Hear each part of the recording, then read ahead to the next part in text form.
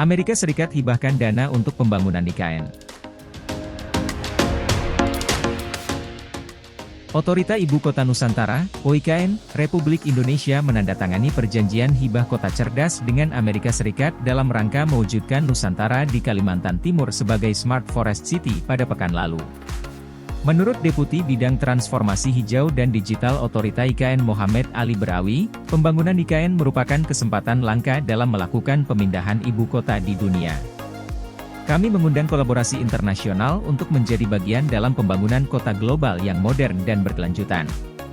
Kami menghargai dukungan hibah United States Trade and Development Agency, USTDA, untuk memfasilitasi kolaborasi antara kedua negara di IKN, ujar Mohamed Ali Berawi.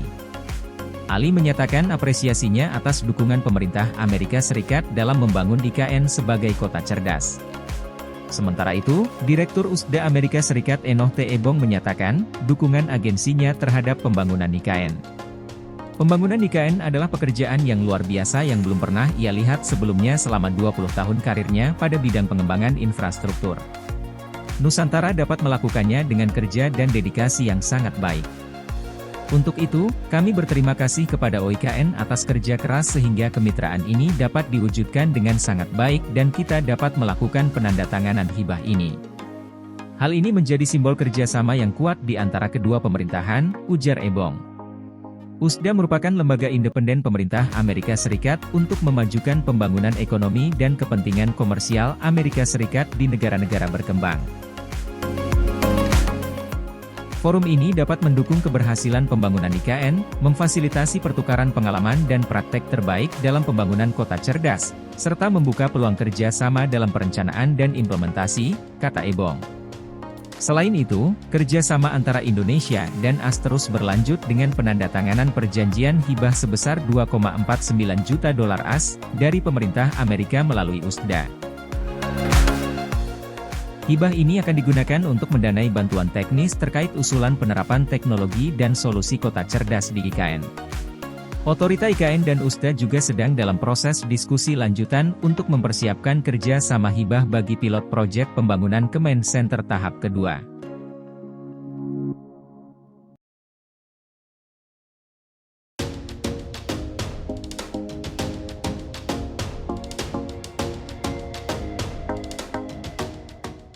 Kepala Bappenas, hak milik atas tanah dibolehkan di IKN.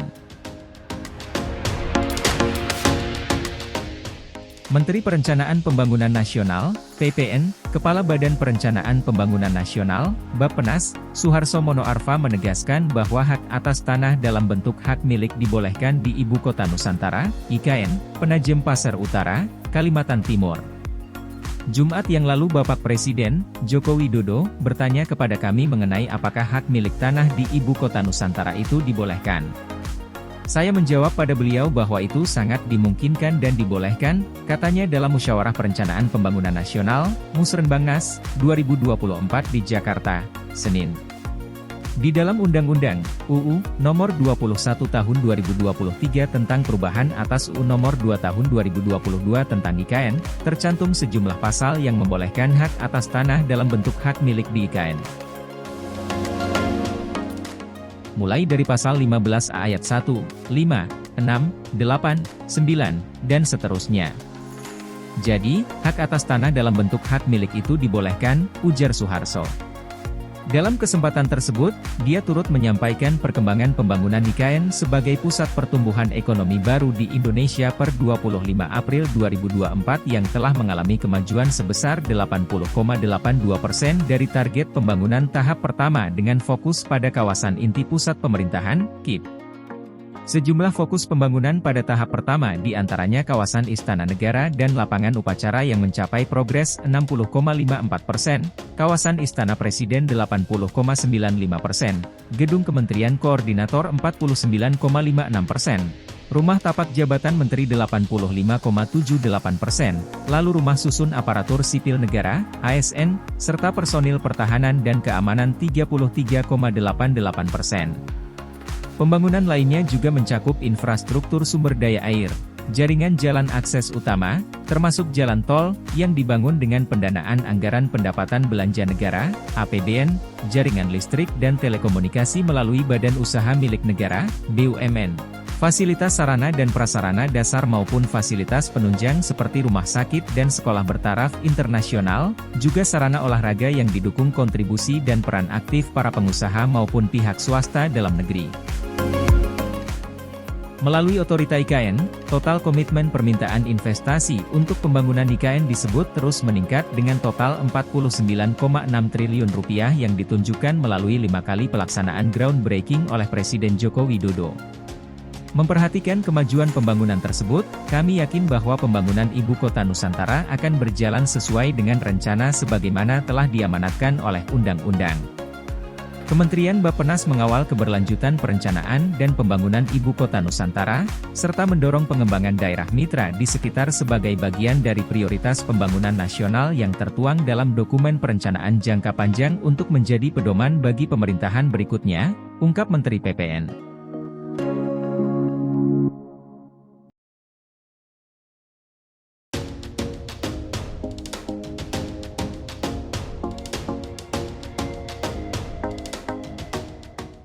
Otorita IKN canangkan uji coba kereta otonom tanpa rel pada Juli. Otorita Ibu Kota Nusantara, (OIKN), mencanangkan untuk melakukan uji coba kendaraan otonom, kereta otonom tanpa rel, Autonomous Rail Transit, dan taksi terbang, Advanced Air Mobility, pada Juli 2024. Otorita IKN mencanangkan untuk melakukan uji coba di sektor transportasi cerdas meliputi kendaraan otonom, Autonomous Rail Transit, dan Advanced Air Mobility pada Juli 2024, ujar Deputi Bidang Transformasi Hijau dan Digital Otorita IKN Mohammed Ali Berawi dalam keterangannya di Jakarta, Sabtu. IKN dirancang sebagai ibu kota yang menerapkan konsep kota cerdas, berlandaskan prinsip hijau dan berkelanjutan. Pengembangan infrastruktur, sebagai sektor kritikal, akan dijalankan dengan prinsip-prinsip tersebut untuk membantu meningkatkan kinerja operasional kota dan kualitas hidup penduduk. Nusantara akan mengimplementasikan sistem transportasi cerdas atau Intelligent Transportation System, ITS, untuk meningkatkan efisiensi dan keamanan dalam bermobilitas. Momentum pembangunan IKN merupakan peluang besar untuk pengembangan dan penguasaan teknologi ITS dan moda transportasi inovatif, seperti kendaraan otonom dan Advanced Air Mobility, kata Ali. Delegasi Otorita IKN yang dipimpin oleh Deputi Bidang Transformasi Hijau dan Digital Otorita IKN Profesor Mohammed Ali Berawi mengunjungi Port of Long Beach dalam rangkaian kegiatan Smart City Reverse Trade Mission, RTM, di Amerika Serikat. Dalam kesempatan tersebut, delegasi berdiskusi dengan Port of Long Beach, City of Long Beach, Extelgen, dan TIG/M tentang pengembangan pelabuhan ramah lingkungan, Green Port, dan sistem transportasi cerdas perkotaan. Otorita IKN mengundang Steligen dan TIG/M untuk melakukan Proof of Concept di sektor transportasi cerdas di IKN. Proof of Concept adalah strategi kami untuk memastikan hasil yang terbaik dalam membangun IKN sebagai kota cerdas. Dalam melakukan pemilihan teknologi dari berbagai penyedia, kami tidak hanya fokus pada optimasi biaya, tetapi juga kualitas dan kematangan teknologi, interoperabilitas, value for money, dan transfer pengetahuan, kata Ali. Sementara itu Direktur United States Trade and Development Agency, USDA, Enoch T. Ebong menyatakan dukungan agensinya dalam pembangunan IKN. Pembangunan IKN adalah pekerjaan yang luar biasa, namun Indonesia melakukannya dengan dedikasi dan komitmen yang terbaik. Kegiatan panel teknologi dan perkotaan seperti ini diharapkan dapat mendukung kesuksesan pembangunan Nusantara, memungkinkan pertukaran pengalaman dan praktik terbaik dalam pembangunan kota cerdas, serta membuka peluang kerja sama dalam perencanaan dan implementasinya, ujar Enoch T. Ebong. Economic Development Manager Port of Long Beach Joel Perler mengungkapkan bahwa pihak pelabuhan memanfaatkan kemajuan teknologi dan melaksanakan kolaborasi strategis dengan berbagai pihak sebagai bagian dari strategi mereka untuk mengembangkan Green Port. Pelabuhan Long Beach merupakan salah satu pelabuhan terbesar di Amerika. Penerapan teknologi, seperti terminal yang kami bangun tanpa operator atau autonomous terminal, bertujuan mendukung pencapaian visi pembangunan kota yang berkelanjutan dan mencapai target Near Zero Carbon Emission pada 2040, ujar Joel.